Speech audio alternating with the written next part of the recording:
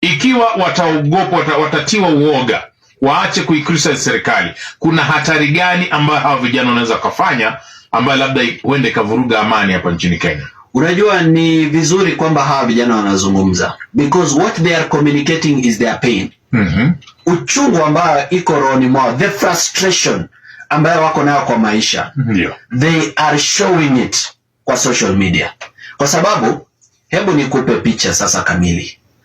Mtu ameenda shule akasoma, amefanya application za kazi zaidi ya 100, hajawahi kupata kazi hata moja. Yeye anakuanga pale jobless corner ama pale kwa bezi ya jaba, wakikula miraa, wakingoja lori ya mchanga ikuje na vijiko wajaze wapate shilingi 300. Wakingoja gari kwame kwa matope waitwe waisukume wapate shilingi 200. Wanangoja mjengo waitwe na foreman wapate shilingi 600. Wanangoja kazi ambazo huwezi kuzitegemea kwamba zitakuja. Na that is how they are surviving. Sasa wameshindwa kuoa kwa sababu wanashindwa, wakileta msichana wa wenyewe watamlisha nini? Na watampatia nini? Wameshindwa kuhama kutoka kwa nyumba za wazazi wao, ama sasa wanaishi kama nyani tu. Okay? Sana sana wale ambao wako area za Coast na Kilifi wanaketi kwa beach wakikula miraa mpaka asubuhi inafika kwa sababu hawana nyumba. Hawa ndio vijana ambao tunawazungumzia. Tunazungumzia wasichana ambao wamekosa kazi mpaka wameanza kupiga picha zao wakiwa uchi. Wanaziuza kwenye mtandao, katika mtandao wa Snapchat na OnlyFans ili kuweza kumudu kodi ya nyumba. Na tunazungumzia vijana ambao wameshindwa kulipa mahari, imebidi watoroke na msichana wako ama msichana wa Will Brother kwa sababu wameshindwa kujileta kwa wazazi peupe waseme kwamba wanaweza kulipa mahari. These are the young people we are talking about. Tunaongelea vijana ambao wazazi wao wako hospitalini Kenyatta, wako na bill, lakini hawana namna ya kusaidia wale wazazi ambao wako kwenye kitanda cha hospitali, na wanashare kitanda na watu wagonjwa wengine 5, wengine wakilala kwenye floor ya hospitali, na wanaona wazazi wao wakifa hospitali bila uwezo wa kuwasaidia. These are the young people that we are talking about who are speaking on the internet. We should be grateful that they are talking. We should be grateful that they are talking ili watoke, hiyo uchungu iondoke. Kwa sababu tukifunga huo mlango, tukiziba hiyo pressure kuka, italipuka. Kweli. Kwa hivyo tuwape nafasi, they communicate their pain. But they should not communicate their pain forever mpaka ifike mahali ambapo wanaona ni kama serikali haisikizi na haijali.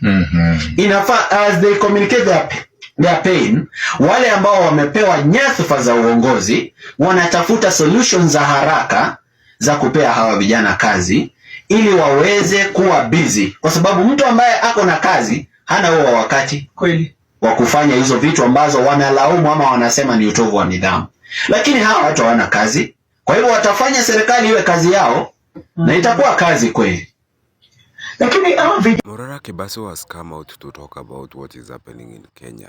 The #1 activist in the Republic has said that it is good that the young people are talking, because if they were not talking, what could be they doing? What could be the hidden challenge of the silence? You know, when the waters are silent, definitely there is something which is breathing, and that is the reality.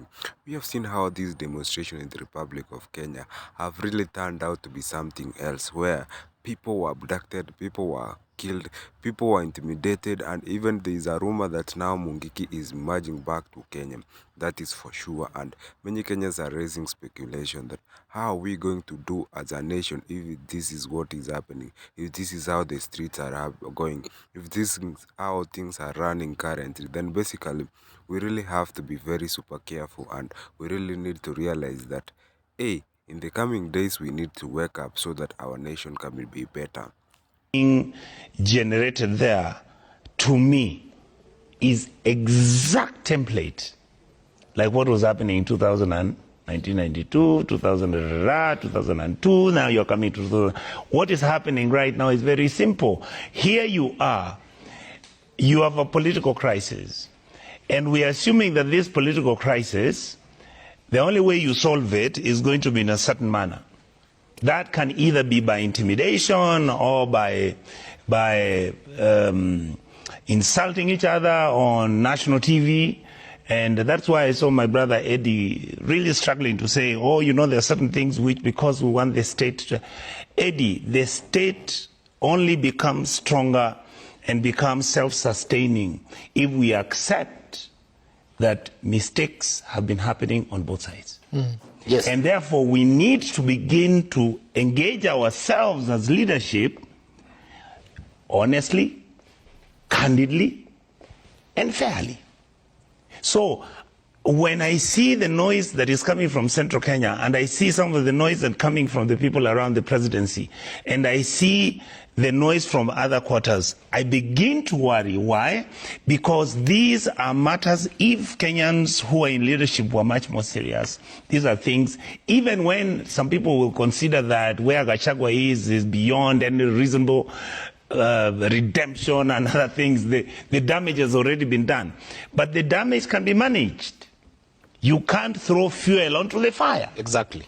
If Gachagua is in Central making noise about how the president has betrayed him and the certain community that he comes from is feeling betrayed and all that, so long as he is saying it and he feels that is true without being personal and attacking the president personally, for me, I don't find any contradiction on that.